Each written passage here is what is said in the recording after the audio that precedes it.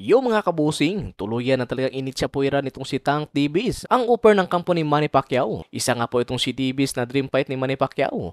Pero sa taong ito ay hindi na ito matutuloy. Dalawang laban nga po ang hindi pinilagan nitong WBA lightweight champion, Tank Davis.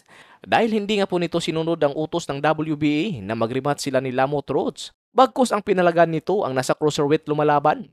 Laman nga po ng boxing world at pagkagulat sa ginawang desisyon nitong si Tank Davis sapagkat kumagat nga po ito sa upper ng kampo ni Jake Paul na maglalaban ang dalawa para sa isang exhibition fight. Gaganapin nga po ngayong November 15 sa Seth Farm Arena, Atlanta. Ipapalabas po ang kanilang laban sa Netflix. Opisyal na po ito. Natatandaan rin natin na naglaban itong si Jake Paul at Mike Tyson sa nakaraang taon, kapareho rin sa pitsa at buwan. Sa paparating na laban ni Jake Paul kontra Tank Davis, limpak-limpak na pera na naman ang mahahakot nitong dalawa. Ano sa tingin nyo dito mga kabusing? Tuluyan na bang nawala sa focus itong si Tank Davis sa kanyang boxing career? Pera-pera na lang ba? Dahil kung ating pagsusumahin ay napakalaki nga po nitong si Jake Paul kumpara kay Tank Davis. Bagamat isang exhibition lamang, ay 10-rounder po ang napabalitang maglalaban itong dalawa.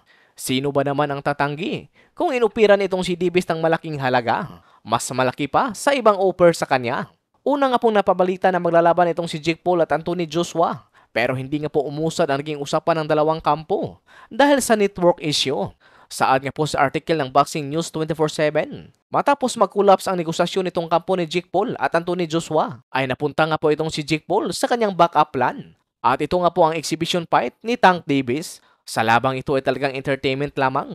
Walang panalo at talo dahil alam naman ng mga tao na pabor talaga ito kay Jake Paul. Hindi kaya ni Tank Davis palahodin itong si Jake Paul. Pero kaya ni Jake Paul patalugan itong si Tank Davis.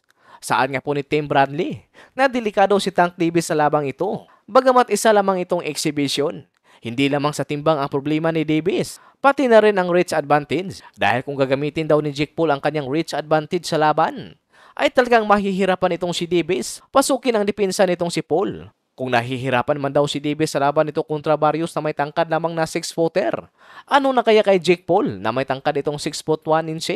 Malaki pa kumpara kay Mario Barrios, dagdag pa ni Bradley, na kung di dahil sa tulong ni Floyd Mayweather Jr. Dahil kung maalala nga po natin, umakyat itong si Floyd Mayweather Jr. sa ring para bigyan ng payo itong si Tank Davis sa laban nito kay Barrios dahil natatalo na ito sa puntos sa unang bahagi ng laban. At matapos nga pong mabigyan ng payo, ay nakakuha ito ng momentum at nakatama na ito ng solid kay Barrios. Nagawa nito ng paraan kung paano tibagin ang reach advantage ni Barrios. Kaya ito talaga ang malaking problema ni Davis kontra Jake Paul. Ang timbang, tangkad, haba ng galamay at power. Sa ibang banda naman, lalaban nga po ang dalawa nating prospect sa katapusan ng buwan na sina Christian Pete Laurente at Rimart Gabalio kontra sa mga dayuhan. Makakalaban nga po nitong si Gabalio ang isang Indiano na si Pawan Kumar Arya na mayroon nga po itong ring record na 7 wins, 2 losses and 5 knockout. Maglalaban ang dalawa sa Bantamweight Division, 10 rounds bout. Samantala naman itong si Christian Pete Laurente ay makakalaban naman ito ang isang Indonesian na si Hibe Marapo na mayroon nga po itong ring record na 19 wins, 2 losses and 14 knockout. Paglalabanan ng dalawa ang bakanting IBA Pan-Pacific Lightweight title.